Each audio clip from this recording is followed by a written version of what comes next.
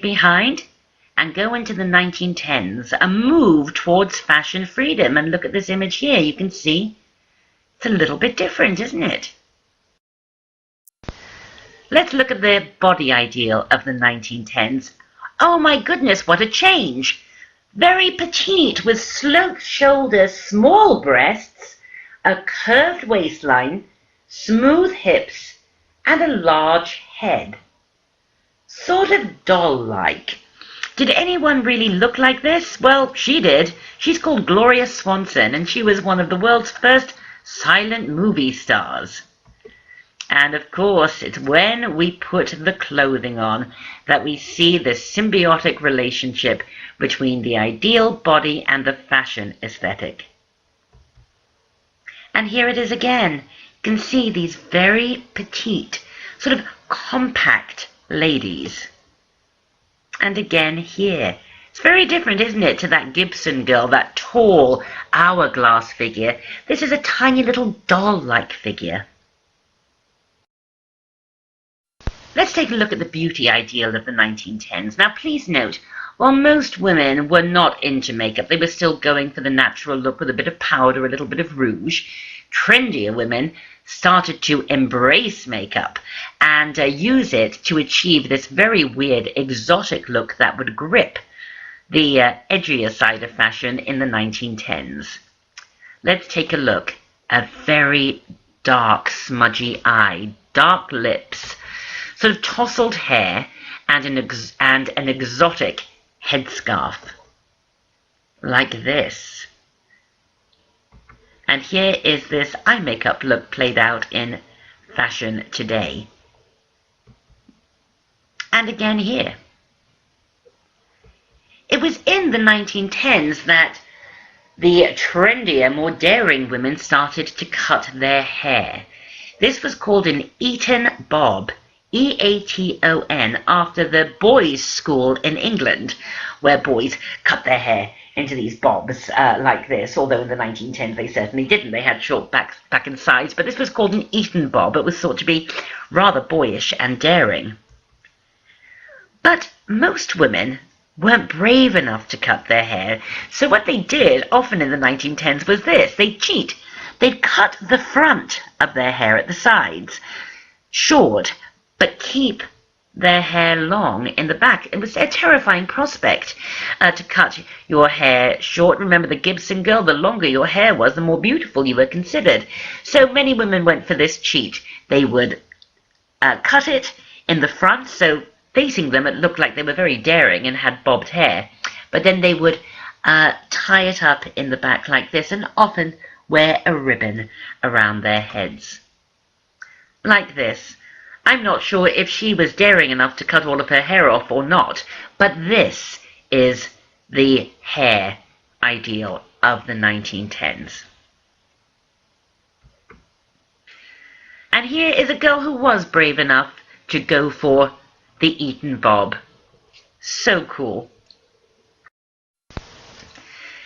Before we look at the dominant fashion idea, you have to understand that, as always, fashion responded to what was happening in the world. And what was happening at this time was that women were starting to want to experience equal rights to men. It was a modern world, wasn't it? Look at this. Women bring all voters into the world. Let women vote. Yes, it was the time of the suffragettes. And here are two of them, votes for women. And here is a suffragette being kicked by a policeman. These women were extremely brave. They were derided by nearly everyone, the suffragettes, including other women. But I think that whenever it's your turn to vote, vote. Look at this woman here being kicked. It's because of women who were brave like her that we have the right to vote. So vote, always. So now we can look at the dominant fashion idea of the 1910s. The world was becoming increasingly modern, and so were women. Hats become smaller, freedom from the corset, high waistline but lower than empire, loose skirts with gathered folds, and generally narrow ankle-length hemlines. A much more practical silhouette, isn't it? But look how much fashion has changed in just 15 years. So fashion begins to catch up. It catches up with clothing that can actually function in a modern world. The idea that less might actually be more begins to inspire those at fashion's cutting edge, yet the mainstream, you will see, still overly embellished to show status. The palette starts shifting from feminine pastels to more exotic hues, and by the end of the decade, we will finally abandon the previous century. Take a look at these images from the 1910s. Note everything. Note the looseness. Note the waistline. Note the skirt length. Note the hems. Look at the smaller hats. Really fits with that kind of petite doll-like body ideal, doesn't it? But wow, you could actually get on a subway wearing this clothing, couldn't you? Well, we had freedom from the corset, but a new fashion constriction kept women in their place still. This. It's called the hobble skirt. Look at how narrow, how incredibly narrow that hem is, although this is a beautiful suit, isn't it? I love this. Why was it called a hobble skirt? Well, there were still a lot of horses around in this era, and this is how you stopped a horse from running away. This is how you parked your horse. You would hobble it. You would put one of these sort of leather belts around its ankles, its hooves. I don't know, I'm not an equestrian, I don't know what the parts of a horse are called, but basically it would stop your horse from running away, and the hobble skirt stopped women from running too quickly into the modern world. Sometimes the hems of these skirts got so tiny that a wire ring was sewn or inserted into the hemline so she wouldn't rip it just by walking naturally. Here are some other examples of hobble skirts. They are utterly ridiculous but rather elegant. The hobble is the latest freak in women's fashion. Freak was the word for craze. Skirts are so tight around the ankle that locomotion is seriously impeded and speed is impossible. See, crazy fashion making headlines way back then. So much so that I think in Central Park there was, for publicity and fun, a hobble skirt race. And they're off at the starting line. And look at this. This is a postcard making fun of the hobble skirt. Look at her. I can't kick. Tragedy, though. Injured in hobble skirt. Mrs. Eve Van Kootsen, while alighting from runabout, falls on pavement. Yes, this afternoon she tripped and fell to the pavement, bruising her hands and face and cutting her lips slightly. Her foot caught on the steps in some manner. As she was wearing a hobble skirt, she was unable to save herself. A fashion victim, if ever there was one. Well, we are still hobbling along. Here are some recent runway that obviously are drawing on the hobble skirt. And take a look at this last image here. This is Marc Jacobs for Vuitton when he did his beautiful collection inspired by the era that we're looking at right now, the 1910s. Look at that silhouette. It's completely what we've been seeing, isn't it? The designer of the decade is somebody you absolutely have to remember and know. This rather distinguished gentleman here. His name was Paul Poiret, and he was French, and he absolutely revolutionized fashion with things like this. This is his famous lampshade dress. Paul Poiret was in love with exoticism. He was in love with color. He is really given credit for liberating women from the corset. but also getting women away from this idea that to look beautiful they had to dress in mauve or lilac or cream. Look at this bright yellow evening coat. And look at this incredibly exotic dress with harem pants. Exotic, colorful, embellished, dramatic. He really put drama into fashion. He took fashion away from all of that prettiness and frou-frou-ness and everything has to have 1,000 artificial roses on it. No, Poiret was pushing women into a new way of looking at fashion. Look at this coat, look at this print. This is a very famous coat by Paul Poiret. It's called La Perse, P-E-R-S-E. This is so incredibly different, isn't it, from what we looked at the beginning of the century. He was very inspired by things like the Russian ballet and the exotic, beautiful costumes in the Russian ballet. He had his own fragrance line, all of them with very exotic packaging. He was about drama. He was about internationalism, looking at places like the East, looking to China, looking to the Middle East, looking to Morocco, looking to Persia for inspiration. He was really a celebrity designer. His muse was his wife, Denise, and there she is, looking very beautiful and exotic in a Paul Poiret.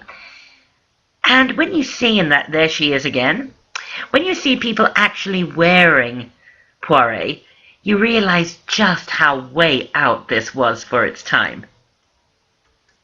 And here are some contemporary homages to Poiret. Look at that. See the harem pants? To see everything about it is Poiret, isn't it? And this too. And look at the coat, Le Perse. And then look at this collection by Marc Jacobs. Paul Poiret was important. He still is. And here is a great quote. "I do not impose my will upon fashion. I am merely the first to perceive women's secret desires and to fulfill them." What's he saying there? Fashion's not an island, it's a response. Merci, Monsieur Poiret. Another designer of the decade who is very beloved by fashion and might be beloved by you is this lady. Her name was Meleğin Butiği, but the world just knows her as Madame Butiği. And there she is at work. She designed her collections on a little wooden doll. She sort of had to. This is a pattern to one of her dresses. It's extraordinary. How could this be a dress, ever? Well, if you cut it out and then hang it up, it looks like this.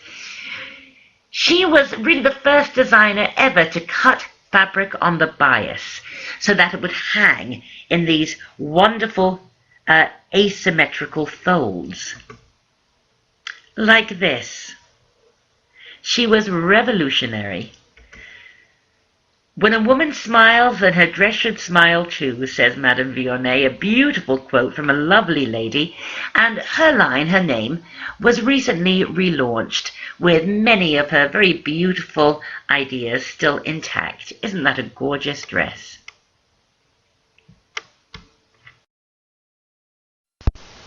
Let's take a look at an icon of the era. This lady here.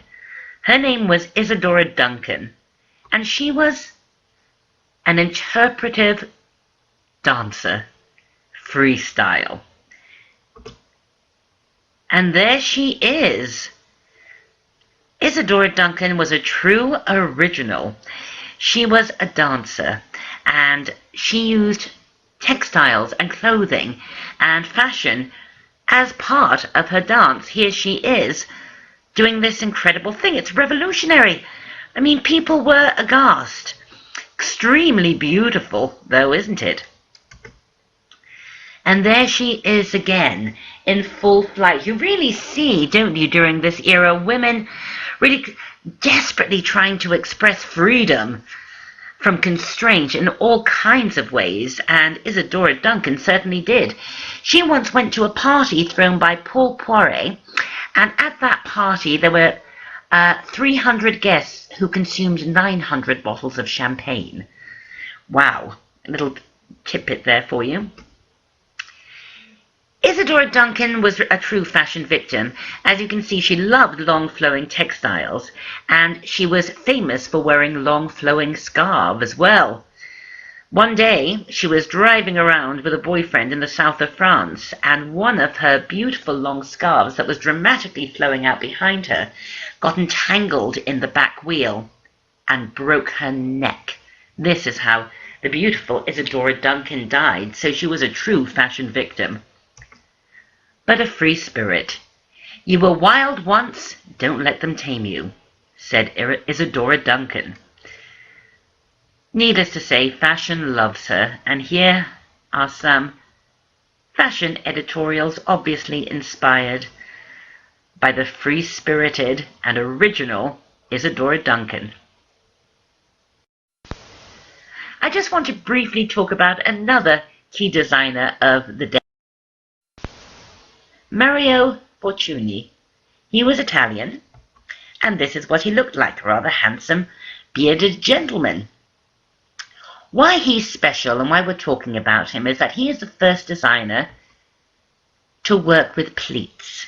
This is his famous dress. It is called the Delphos gown. Delphos sounds a bit Greek, doesn't it? Yes, it's named after the Oracle of Delphi. He loved Grecian drape, and we've already done Grecian drape, haven't we? Many, many weeks ago, and hundreds and hundreds of years ago. Basically, he did the Delphos gown throughout his career. From the 1910s all the way through the 20s, the 30s, the 40s, etc. And here are examples of it. Absolutely beautiful, but I want you to see a close-up of how he used fabric. Incredible. So, although inspired by Grecian drape, Fortuny was the first designer of the modern era to embrace draping and pleats. His work would influence Madame Grès in the 30s, 40s, and 50s. And there is a Madame Grès. Beautiful gown there. You can see the legacy that Fortuny started, right? But he would also obviously influence Issey Miyake and his Pleats Please line, as well as many others. Anyone who embraces pleats is paying homage to Fortuny.